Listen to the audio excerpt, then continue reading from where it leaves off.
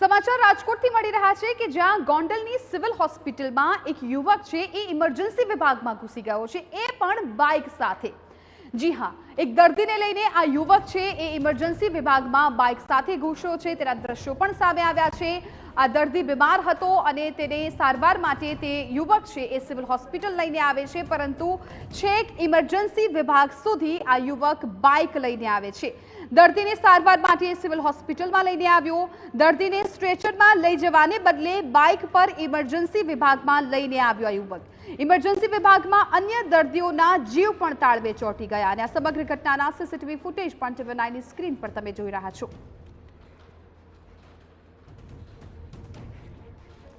તો આ દ્રશ્યો પણ આપ જોઈ શકો છો કે કેવી રીતે આ યુવક છે ઇમરજન્સી વિભાગમાં આવી પહોંચે છે।